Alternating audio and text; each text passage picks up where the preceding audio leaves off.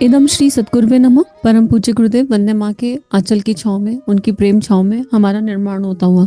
बच्चों का निर्माण माता पिता ही सबसे ज्यादा श्रेष्ठ कर सकते हैं, और गुरु रूपी माता पिता हमारा निर्माण हर तरीके से कर रहे हैं। हमारे स्थूल सूक्ष्म कारण शरीर पर बारीकी से उन्होंने पैनी दृष्टि रखी है, और अगर हम इस मानव देह में आए हैं तो वो गुरु जो ब्रह्मा भी है, विष्णु भी है, महेश भी है, वो ये मेक श्योर करना चाहते हैं कि हमारे इस मानव जीवन को वो सफलता प्राप्त हो, वो उद्देश्य की हमें प्राप्ति हो जाए जिसके कारण हमारा जन्म हुआ। और उसी क्रम में परम पूज्य गुरुदेव ने मानव जीवन की आचार संहिता के रूप में 18 युग निर्माण सत्संकल्प दिए। और जब हम कहते हैं युग निर्माण सत्संकल्प, यानी ऐसे श्रेष्ठतम संकल्प, ऐसे सत्य संकल्प जो इस पूरे विश्व का निर्माण करने की शक्ति और सामर्थ्य रखते हैं।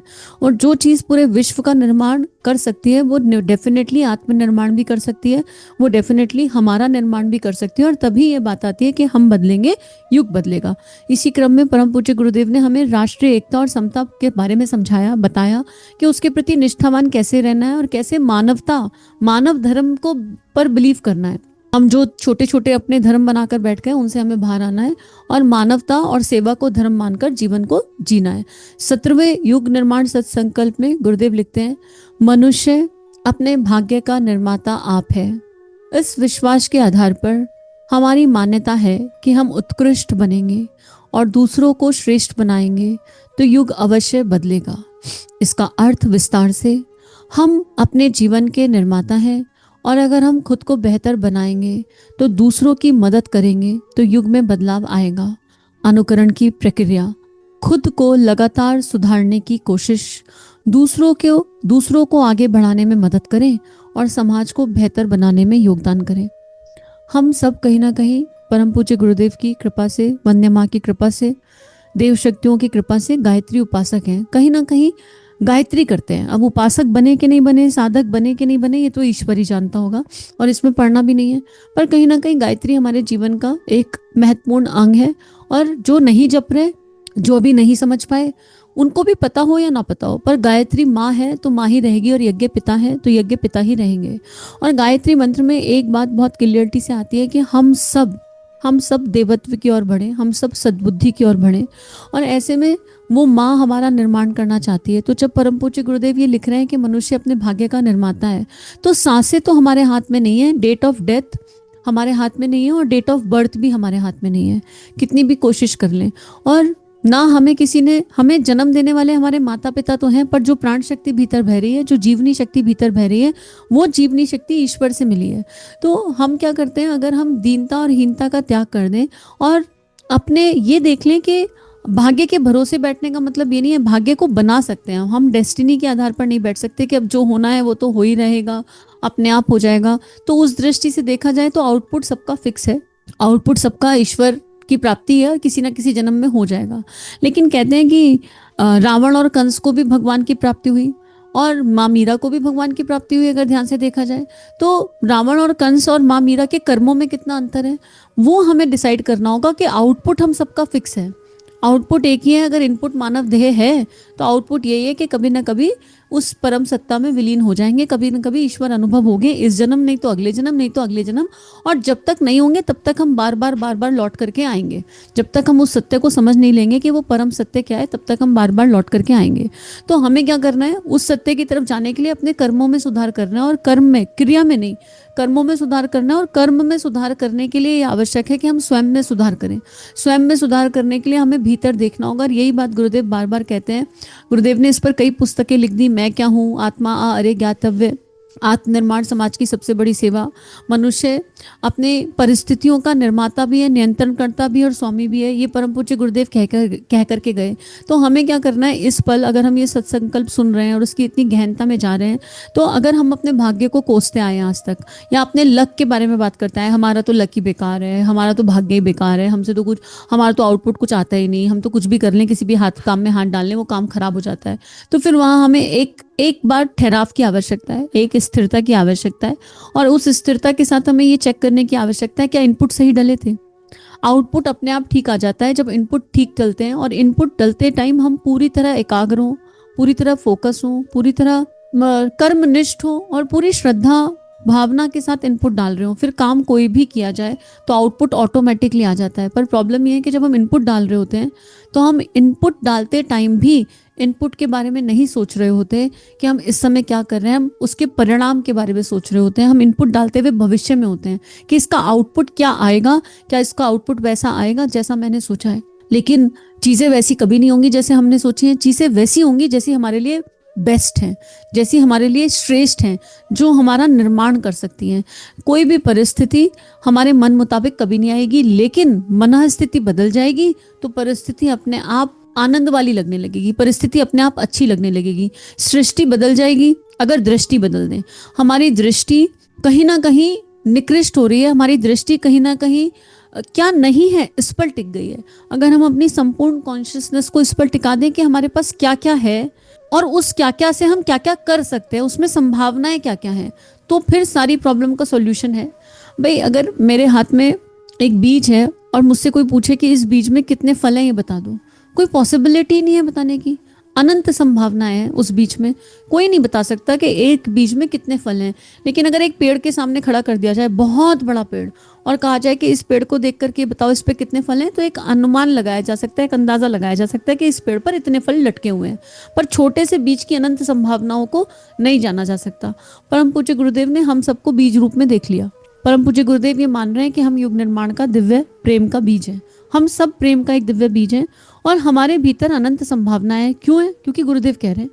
हमें नहीं पता। मुझे इस मामले में एक एग्जाम्पल बड़ा अच्छा लगता है और वो एग्जाम्पल हम सबको अपने जीवन में बिल्कुल कॉपी पेस्ट करने की आवश्यकता है। ट्राई करके देखिए। एक बच्चा जब 4-5 साल का होता है या 6 साल भी मान लो, चलो 7 साल भी मान लो, ठीक है, जिसको कि एक BAT bat, APPLE apple, CAT cat लिखने में भी कंटाल आ रहा होता है। उसको लग रहा होता है मुझसे क्यों लिखवाया जा रहा है यार, ये मेरे को क्यों करवाया जा रहा है। और उसकी माँ या उसकी टीचर या सब उसको पढ़ा रहे होते हैं तो बड़े निश्चिंत होते हैं। और बराबर में मान लीजिए कोई बड़ा भाई कोई बड़ी बहन बैठे और वो बड़े बड़े बड़े बड़े ऐसे और थीसिस टाइप कुछ लिख रहे हैं, तो बच्चा कौतूहल से उनको देखता है और देख रहा है। और माँ जब कहती है, माँ कभी कभी ये कह देती है, अरे मेरी ये प्यारी संतान भी एक दिन ऐसे ही लिखेगी, एक दिन खूब जेंटलमैन बनेगी, खूब बढ़िया काम करेगी। तो वो बच्चा कितनी बहुचक के और कितने विस्मय से अपनी माँ की तरफ देखता होगा और सोचता होगा कि यार मुझसे BAT बैट लिखा नहीं जा रहा, CAT कैट लिखा नहीं जा रहा, और मेरी माँ ये कह रही है, मेरी माँ ये सोच रही है, मेरी टीचर ये सोच रही है कि मैं पूरे पूरे ऐसे लिखूंगा। मेरी माँ पागल हो चुकी है, मेरे टीचर्स को समझ ही नहीं है। उस बाल बुद्धि में यही भाव आएगा। लेकिन माँ के पास संशय नहीं होता क्योंकि उसे उस बच्चे की संभावनाओं के बारे में पूरी तरह पता होता है। और माँ को पता होता है कि अक्षर ज्ञान तो बेसिक है, आए गई लिखे गई, कोई भी संतानें लिखेगी। तो ऐसे ही हम परम पूज्य गुरुदेव वंदे माँ की संतानें हैं और हम वही छोटे छोटे से बच्चे हैं। हमें हमारी संभावनाओं के बारे में कोई आइडिया नहीं है, कोई आइडिया नहीं है, क्योंकि हम वो अभी ABCD वाले पड़ाव पर हैं या फिर लेटर राइटिंग वाले पड़ाव पर हैं या लाइन लिखने वाले पड़ाव पर हैं। हमें हमारी संभावनाएं नहीं पता। पर जब वंदनीय माँ हमारी तरफ देखती हैं, जब माँ शारदा हमारी तरफ देखती हैं, जब ठाकुर हमारी तरफ देखते हैं, जब हमारे गुरु हमारे इष्ट हमारी तरफ देखते हैं, जब महाकाल हमारी तरफ देखते हैं, तो निश्चिंत मुस्कुराते हैं। क्यों मुस्कुराते हैं? अरे ये तो फिर बहुत बढ़िया युग निर्माण का काम करेंगे। उन्हें पता है हमें उनके उस विश्वास पर विश्वास करना है। बच्चा क्या करता है? माँ का कहना मानता रहता है। माँ कहती है BAT बैट 10 बार लिखो, तो बच्चा 10 बार लिखता है, चाहे रोकर लिखे चाहे हंसकर लिखे, लिखता है। थोड़ा खेल खेलेगा, थोड़ा इधर उधर भागेगा, लेकिन दिन भर में कर लेगा। माँ कहती है नहीं, तुमको ए को 100 टाइम्स आज A लिखना है। उसे नहीं पता होता मुझसे 100 टाइम A क्यों लिखवाया जा रहा है, पर वो लिखता है। बच्चा कहना मान लेता है, चाहे हंसकर माने और नहीं माने। तो कई बार माँ साम दाम दंड भेद सब लगाती है, पर कहना मनवा ही लेती है। तो अगर हम ये इमेजिन कर लें कि हम वो छोटे छोटे नन्हे नन्हे बच्चे और वो प्यारे प्यारे छोटे छोटे गुरुदेव के बच्चे हैं, जिनको देखकर गुरुदेव माता जी मुस्कुरा रहे हैं और बहुत मुस्कुरा रहे हैं और कह रहे हैं, अरे तुम्हें क्या पता, तुम्हारे अंदर अनंत संभावना है। और उसी आधार पर गुरुदेव कह रहे हैं कि तुम अपने भाग्य के निर्माता हो, क्योंकि तुम्हारा भाग्य तो मैंने लिख करके भेजा है ऊपर से। तुम्हारा एक ही भाग्य है कि तुम युग निर्माण में अपनी भूमिका निभाओगे, वो लिख करके आया है। तो अगर हमें अपने भीतर की संभावनाओं को जगाना है तो हमें अपने गुरु के शरणागत हो जाना है और केवल उनके कहे अनुसार चलने का अभ्यास और प्रयास करना है। माँ कभी परफेक्शन नहीं ढूंढती। कई बार बच्चा करता है ABCD लिखा और आड़ा तिरछा गंदा पंदा कुछ कुछ के तुमने कहा ना 10 लिखने, तो मैंने लिख दिए 10। माँ उस कॉपी को देखकर भी मुस्कुराती है और गले लगाती है, तूने लिखा तो चाहे कैसे ही लिखा, अगली बार और बेहतर करना, नेक्स्ट टाइम और बेहतर। और माँ तब तक लिखवाती है जब तक बच्चा सुंदर वाला ए ना लिख के दे, जब तक बच्चा सुंदर वाला ए ना लिखे। और फिर धीरे धीरे वो बच्चा बड़ा होने लगता है और उसको समझ में आ जाता है कि अरे मुझे खाली ए फॉर एप्पल थोड़ा लिखना है, मैं तो ये भी लिख सकता हूँ, I am a boy, I am she is a cat, that is a rat, मतलब I can make sentences also. बच्चे को धीरे धीरे समझ में आने लगता है। तो हम अगर अपने आप को वो बाल बुद्धि, वो सरलता की तरफ ले जाएं, तो फिर हमें अपनी संभावनाओं पर कभी संशय नहीं होगा, क्योंकि जहाँ संशय होता है वहाँ शंकर प्रकट नहीं होता। तो हर संशय से मुक्ति, ये वाला एक जो सद्वाक्य है, ये जो एक मानव जीवन की आचार संहिता का सूत्र है, ये हमारे गुरु का दिया हुआ वचन है। और जब उनका दिया हुआ वचन है तो गुरु का वचन ही शासन है हमारे लिए, गुरु का वचन ही शासन है। और वो कह रहे हैं क्या कि ये विश्वास, इस विश्वास के आधार पर हमारी मान्यता है। आ गया ना विश्वास, इस विश्वास के आधार पर किसकी मान्यता है? परम पूज्य गुरुदेव की मान्यता है। क्या उनकी मान्यता है मन से निकल कर आई है? नहीं, वो महाकाल है, युग दृष्टा है, युग ऋषि है। उनकी मान्यता है कि अगर हम सब इस विश्वास को जिए तो हम उत्कृष्ट बन जाएंगे, हम अपने आप दिव्य बन जाएंगे, हम अपने आप वो बन जाएंगे जो बनने के लिए हमारा जन्म हुआ है। शायद प्रॉब्ली हम में से किसी को भी नहीं पता कि हमारा लक्ष्य क्या है। हम दैहिक लक्ष्य तो सोच सकते हैं, पहले फर्स्ट करना है, फिर सेकंड करना है, फिर 12th करना है, फिर कॉलेज करना है, फिर ये पढ़ाई करनी है, फिर ये नौकरी करनी है, फिर इतना कमाना है, फिर उतना कमाना है। लेकिन आत्मिक लक्ष्य हम में से शायद किसी को नहीं पता कि हमारा आत्मिक लक्ष्य क्या है। लेकिन क्या हमारे गुरु का लक्ष्य हमारा लक्ष्य नहीं हो सकता है? हमारे गुरु का लक्ष्य है युग निर्माण होगा, होकर के रहेगा, 21वीं सदी उज्जवल भविष्य। हमारे गुरु ने लक्ष्य दिया है कि हर इंसान में देवत्व का जागरण होगा। हमारे गुरु ने कहा है, क्या कहा है कि तुम सब में अनंत संभावनाएं छुपी पड़ी हैं। तो जब हमें हमारा आत्मिक लक्ष्य समझ में नहीं आ रहा है और हमारे पास उतनी बुद्धि भी नहीं है कि हम समझ पाए, तो हम अपने गुरु के लक्ष्य को अपना लक्ष्य बना सकते हैं।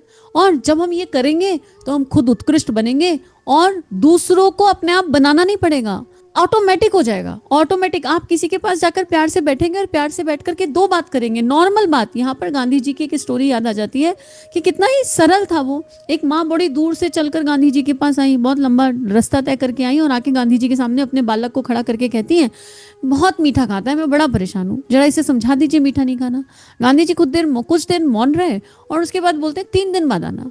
वो लेडी को फिर 3 दिन बाद आना होता है। 3 दिन बाद गांधी जी बड़े प्यार से बच्चे के सिर पर हाथ रख के कहते हैं, बेटे मीठा मत खाना। और माँ को बड़ा गुस्सा आता है, कहती है मुझे इतनी दूर भगाया आपने, मैं 10, 12, 15 किलोमीटर से भगती भी आई और आपने 3 दिन बाद यही सेंटेंस कहना था तो उसी दिन कह देते। आज आप 3 दिन बाद बच्चे से ये कह रहे हैं। गांधी जी ने मुस्कुराते हुए कहा कि ये इसको कहने से पहले मुझे इसको जीना था। 3 दिन पहले मैं भी बहुत मीठा खाता था, अब मैंने मीठा संकल्प लेकर छोड़ दिया है। तो अब मैं उस अवस्था में हूँ कि मैं इस बालक से ये कह सकूं कि तुम मीठा मत खा, और मेरे इस संकल्प का प्रभाव इसलिए पड़ेगा क्योंकि मैं संकल्पित हो गया। तो उत्कृष्ट किसी को बनाना नहीं पड़ेगा, हम संकल्पित हो जाएं। हम संकल्पित हो जाएं किसके लिए? महाकाल के हर संकल्प को पूर्ण करने के लिए। हम पूरी निष्ठा से, पूरे समर्पण से, पूरे विसर्जन के साथ अपने जीवन के समय के एक एक पल को इन्वेस्ट करेंगे। हम संकल्पित हो जाएं। फिर काम क्या, हमको नहीं पता, हमें नहीं पता काम क्या है, वो बताएंगे ना। वो बैठे हैं ना, वो पूरी सृष्टि चला रहा है, जो पूरे ब्रह्मांड को चला रहा है, वो उसने हमारे लिए काम नहीं सोचा होगा? अरे पक्का सोचा होगा, 100% सोचा होगा। बस हम उस होमवर्क को अच्छे से कर लें। हमारी प्रॉब्लम ये है कि हमको बड़ा करना है और बड़ा करने के चक्कर में छोटे होमवर्क हम इग्नोर कर देते हैं। ये कोई काम है गुरुजी? हम नहीं करेंगे ये काम। और गुरुजी छोटे छोटे काम ही देंगे, बड़े काम देंगे नहीं। क्यों? बड़े काम हमसे होंगे नहीं। यहाँ पर हनुमान जी के जीवन से बड़ा सीखने को मिलता है और बहुत आनंद आता है। हनुमान जी का नाम भक्त शिरोमणि है। समर्पण, विसर्जन, विलय की ऊर्जा में हनुमान बाबा आके बैठ जाते हैं। काम क्या उन्होंने? वे केवल एक वीरभद्र आसन में बैठे रहे, ready to move, ready to go. Ram ने कहा और मैंने भागा। लेकिन काम क्या किया? 4 काम किए गिनती के। एक समुद्र की छलांग लगाई, एक लक्ष्मण जी को मूर्छा से जगाया। काम क्या किया देखो ध्यान से तो, और एक लंका जला करके आए। ये 3 काम तो मोटे मोटे दिखाई पड़ते हैं, और एक सीता माँ की खबर लेकर के आए। उसके बाद क्या काम किया उन्होंने? कोई काम ना किया। और हम काम के इंतजार में बैठे हैं।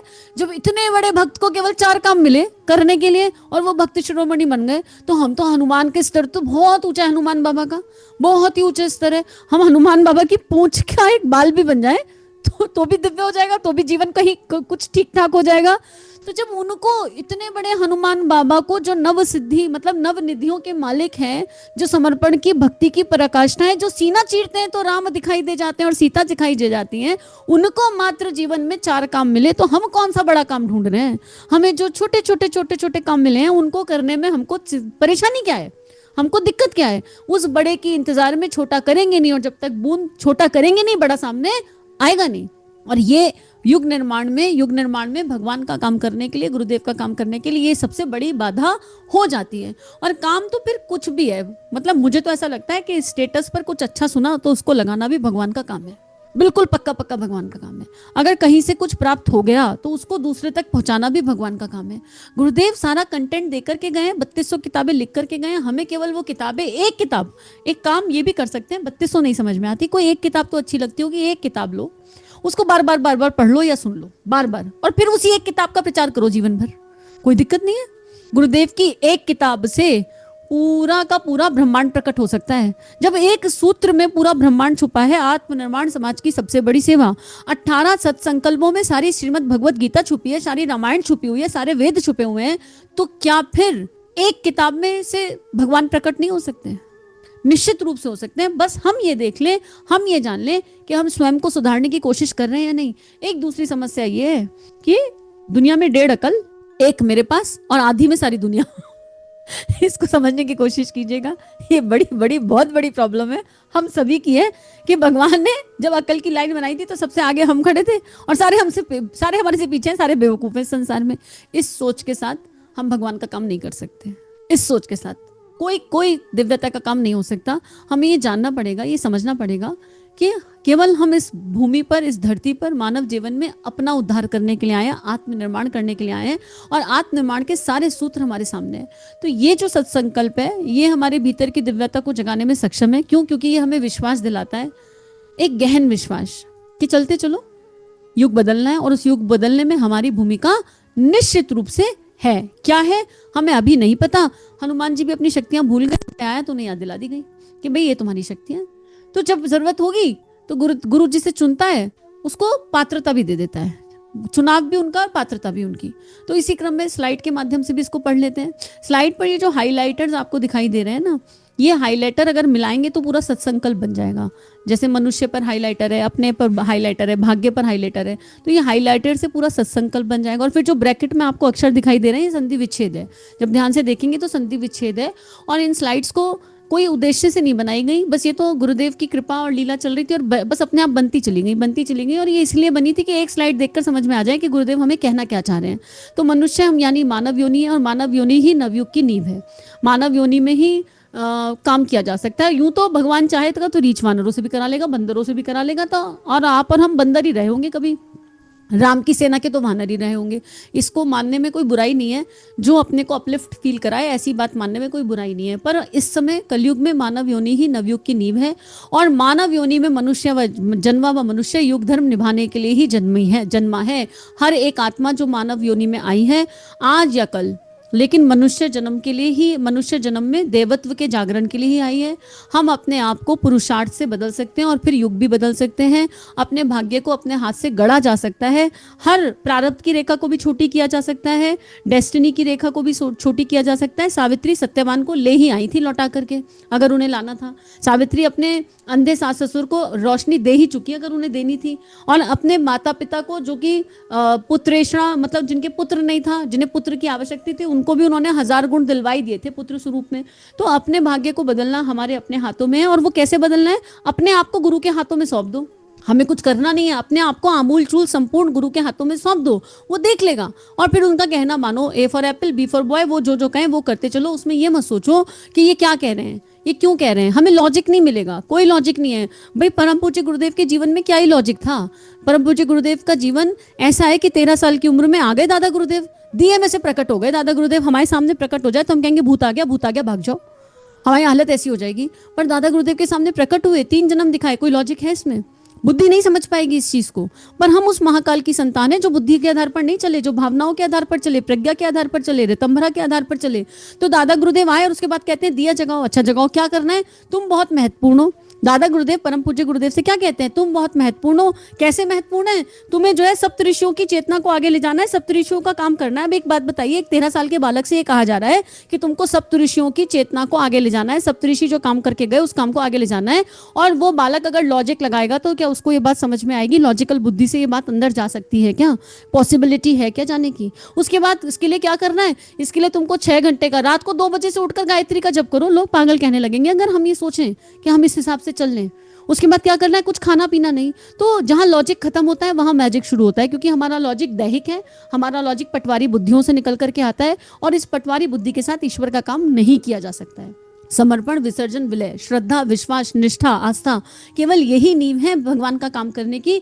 और उसमें गायत्री रूपी प्रज्ञा ऋतंभरा हमें सूक्ष्म की शक्ति पर बिलीव कराती है। फिर जो जिसका जैसा गुरु, अब अगर हमारे गुरु ही सूक्ष्म के आधार पर चल रहे हैं, देह के बिना भी हम सबको अनुभव होते हैं।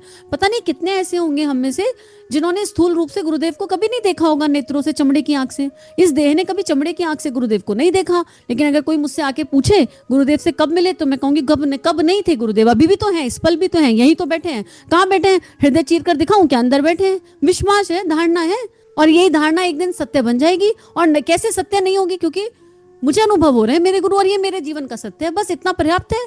तो उनका कहना मानना, और उनका कहना मानेंगे, उनके आधार पर चलेंगे, तो फिर सारे पटवारी बुद्धि के जो लॉजिक है वो अपने आप खत्म हो जाएंगे, और मैजिक जीवन में अपने आप शुरू हो जाएगा। और ये मैजिक हमें कर्मनिष्ठ बनाएगा। कर्मशीलता ही सच्ची साधना का आधार है। भाई गायत्री करने के लिए भी श्रम तो लगेगा, उठकर तो बैठना पड़ेगा, करेंगे तो है ही। उसके बाद नित्य, नित्य मतलब डेली, जैसे खाना रोज खाते हैं, पानी रोज पीते हैं। कोई कभी कभी आकर पूछते हैं ध्यान कितने दिन करना चाहिए, उत्तर बस इतना ही होता है, जिस दिन पानी पीना छोड़ दो, खाना खाना छोड़ दो, उस दिन ध्यान करना छोड़ देना। जब तक देह है और खाना खा रहे हैं, पानी पी रहे हैं, जब तक देह है, नहा रहे हैं, वस्त्र पहन रहे हैं, मर्यादा कर रहे हैं ना, वस्त्र पहन रहे हैं, तब तक हमको नित्य पुरुषार्थ द्वारा, तप द्वारा, सहनशीलता द्वारा, सेवा, स्वाध्याय, संयम, इनको अपने जीवन का अभिन्न अंग बनाना पड़ेगा। उपासना, साधना, आराधना, इसके आधार पर जीवन को जीना होगा। और फिर इस सबको जीने के लिए हमें क्या रहना है? आशावान रहना है। किसी से आशा नहीं रखनी, किसी से अपेक्षा नहीं रखनी, पर होपफुल रहना है। आशा प्राण का संचार करती है। आशा हमारे भीतर उत्साह भरती है। आशा क्या होती है? हर दिन जब सोकर उठे तो एक ऐसी फीलिंग होनी चाहिए जो मुझे बेड से स्प्रिंग के जैसे उठा दे। दिस इज वन इमोशन जो मुझे फटाक से उठा देता है। हम जीवन में रोज उठते हैं, मैक्सिमम लोग रोज ऑफिस जाते हैं, बच्चे स्कूल जाने के लिए उठ रहे हैं, माएँ टिफिन बनाने के लिए उठ रही हैं, उसके बाद ऑफिस भी जाती हैं माएँ, उसके लिए उठ रही हैं। हर जगह, हर फील्ड में जो भी है वो पुरुषार्थ कर रहा है, उठ रहा है। लेकिन खुश होकर उठने वाले बहुत कम है। उठते सारे हैं पर खुश होकर नहीं उठते। अरे टिफिन बनाना पड़ेगा, अरे ऑफिस जाना पड़ेगा, हर चीज पड़ेगा पे आ रही है। तो फिर ऐसे उठने का कोई पॉइंट नहीं हो रहा। और एक से आंख खुले और कहें वाओ एक और जन्म, वाओ उठ गए हम। क्यों उठे? बताओ गुरुदेव क्यों उठे, आज का दिन कैसे करना है। और वो बताएंगे, वो बताते हैं, वो हमें आशावान रखते हैं। इस विश्वास के आधार पर, इस विश्वास को संबर बनाकर श्वास श्वास में श्रेष्ठता का संकल्प लेना, श्वास श्वास में नाम जप करना, हर परिस्थिति में, हर पल अपने ईश्वर का चिंतन करना, अपने इष्ट का चिंतन करना, और उनके दिए हुए वैल्यूज और प्रिंसिपल्स के आधार पर जीवन जीने के लिए अभ्यासरत होना, प्रयासरत होना ही मानव जीवन की श्रेष्ठता है। और ये हमारे गुरु की मान्यता है। गुरुदेव कह रहे हैं ये हमारी मान्यता है कि न्याय और प्रेम से ही नवनिर्माण संभव है। जो इस रास्ते पर चलेगा उसको अपने आप समझ में आ जाएगा गुरुदेव कौन से प्रेम की बात कर रहे हैं। और भगवान कभी अन्याय नहीं करता, ये बिल्कुल निश्चित है। अगर हमने कभी भगवान को दोष दिया है किसी भी चीज़ का, तो भगवान न्यूट्रल गियर पे रहता है।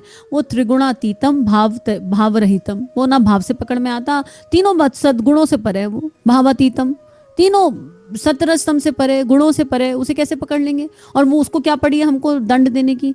वो न्यूट्रल गियर है, लेकिन वो भक्ति से, प्रेम से बंधा चला आता है, खिंचा चला आता है। तो अगर हम इन आधारों पर जीवन जिएंगे तो हम दिव्य बन जाएंगे, उत्कृष्ट बन जाएंगे। बाहर की परिस्थिति कैसी भी हो, हम मुस्कुराएंगे, खिलखिलाएंगे, हिम्मत नहीं हारेंगे। मतलब इतना साहस होगा कि ये थॉट ही नहीं आएगा कि हिम्मत हारने की चीज भी होती है क्या। ये विचार ही नहीं आएगा कि अच्छा हिम्मत भी हारनी चाहिए, ये भी होता है क्या, ये होता है। मतलब वहां पहुंच जाएंगे जहां ये फीलिंग ही नहीं आएगी। और दूसरों को बनाएंगे। दूसरों को क्या बनाएंगे? पर मुझे गुरुदेव ने हमें और आपको बनाया तो है, निर्माण कर तो रहे हैं। कैसे बनाया गुरुदेव ने? अपने जीवन को लेबोरेटरी बना दिया। और जब उन्होंने अपने जीवन को लेबोरेटरी बना दिया, एक प्रमाणिक व्यक्ति हमारे सामने है। ऐसे ही नहीं हमारी लॉजिकल बुद्धि ने गुरुदेव को फॉलो किया। हम बड़े लॉजिकल थे, हमने बड़ा ठोक बजाया होगा सबने। क्या क्या लिखा है? 3200 किताबें लिख के गए, चमत्कार हो गया 3200। अरे भाई ऐसा कौन है जिनने 3200 लिखी, जरा कौन है? अरे सेम टॉपिक रिपीट किया होगा, हमने बड़ा ठोका होगा, बड़ा बजाया होगा। आसानी से नहीं माने होंगे हम, आसानी से नहीं समझे होंगे कि स्वयं भगवान हमारे गुरु, परम सौभाग्य हमारा है। स्वयं नारायण नर्तन लेकर हमारे बीच पधारा है। लेकिन उन्होंने हमारे अंतःकरण को स्पर्श किया, हमारी संवेदनाओं को स्पर्श किया, हमारे अंतस में हमारी भाव संवेदनाओं को इतना गहरा स्पर्श किया कि अपने प्रेम का वो अमृत हमें पिला दिया। और तब हमें समझ में आया कि गुरु क्या है। तो जब हम उसी एनर्जी को जिएंगे, और जब हम किसी के पास जाएंगे और वही प्रेम, गुरु का वही प्रेम हम सामने वाले को देने, बिना दिए भी देंगे। हम देना नहीं चाहेंगे, पर वही है ना कि अगर ग्लास में चाय है तो वो सामने वाले को चाय दोगे। अगर मेरे कप में जो है वही मेरे कप से बाहर निकल करके आएगा। तो अगर मेरे भीतर मेरा गुरु पूरी तरह रच बस गया है और मेरे भीतर मेरा गुरु रच बस गया और ये मेरा खत्म हो गया है, तो हम किसी से भी मिलेंगे ना तो उसे गुरुदेव माँ की एनर्जी ही ट्रैवल करेगी, तो हमें किसी को श्रेष्ठ बनाना नहीं पड़ेगा। बस आत्मनिर्माण समाज की सबसे बड़ी सेवा, अपने आप को जब श्रेष्ठ बनाएंगे तो अपने आप सारे काम होंगे, रचनात्मक से जीवन जिएंगे, हम लोग क्रिएटिव हो जाएंगे, एक्सट्रीमली क्रिएटिव हो जाएंगे। और हमारी उस क्रिएटिविटी में क्या होगा, हमारी उस क्रिएटिविटी में युग निर्माण का भाव छुपा होगा। हमारी उस क्रिएटिविटी में क्या होगा, ये स्लाइड क्या है, ये आप लोगों के लिए क्रिएटिविटी हो सकती है, पर मेरे लिए श्रद्धा समर्पण विश्वास का प्रतीक है, मेरे गुरु की वाणी है, पर दिखाई तो क्रिएटिविटी दे रही है। मीरा के पद कोई कह सकता है वाओ क्या लेखिका थी, मीरा से कोई पूछे कि आप लेखिका थी, आप बड़े अच्छे काव्य लिखती हैं, बड़े अच्छे पद लिखा, तो मीरा कहेगी कौन से पद, मैंने लिखे क्या कुछ, मुझे तो नहीं पता। मीरा से कोई पूछे विष का स्वाद कैसा है, तो मीरा मुस्कुरा के कहेंगी विष का स्वाद, मैंने तो कभी विष पिया ही नहीं, उन्हें पता ही नहीं, हमें तो विष दिख रहा है पर उनको तो विष दिखा ही नहीं, मैं तो हमेशा अमृत ही पिया, मेरे माधव का प्रसाद तो अमृत होता है, विष क्या होता है मुझे नहीं पता, विष क्या होता है। तो बात यह है कि हम उन चेतनाओं का चिंतन करके उनसे बात करें, उनसे पूछें मन ही मन ध्यान के साथ, तो हमें समझ में आएगा कि समर्पण विसर्जन विलय की ऊर्जा क्या होती है, और उसमें फिर आराधना करनी नहीं पड़ती, हो जाती है, प्रेम करना नहीं पड़ता, हो जाता है, ध्यान करना नहीं पड़ता, जीवन ही ध्यान बन जाता है। और जब हम इस हिसाब से चलेंगे तो युग अवश्य बदलेगा, हम बदलेंगे युग बदलेगा, हम बदलेंगे युग बदलेगा, हम बदलेंगे युग बदलेगा। इस तथ्य पर हमारे गुरु का परिपूर्ण विश्वास है और हमारा भी परिपूर्ण विश्वास है। तो आइए आज अपना अपना संकल्प उठा लेते हैं, अपनी अपनी कॉपियों पे अपना संकल्प लिख लेते हैं। जिसके मन में जो संकल्प आया उसे लिखिए, मुस्कुराइए और वो छोटा बालक विश्वास कीजिए कि वो है और वो हमारी संभावनाओं को जानते हैं, पहचानते हैं और हमसे वो करा लेंगे जो कराना है। इसी के साथ आज का स्वाध्याय, आज का सत्संकल्प गुरु चरणों में अर्पित समर्पित करते हैं। सभी अपना ध्यान रखिए और नियमित ध्यान करते रहिए। चलिए समाज में कुछ अच्छा बांटें। अगर ये भावनाएं आपके अंतःकरण को स्पर्श कर रही हैं और आपका परिवर्तन हो रहा है तो इन भावनाओं को विश्वव्यापी बना दीजिए। चैनल को लाइक कीजिए, सब्सक्राइब कीजिए और वीडियो को पूरी दुनिया में फैला दीजिए ताकि ऋषियों की और संतों की लेखनी से जन जन का जीवन बदल सके। जय हिंद, जय भारत।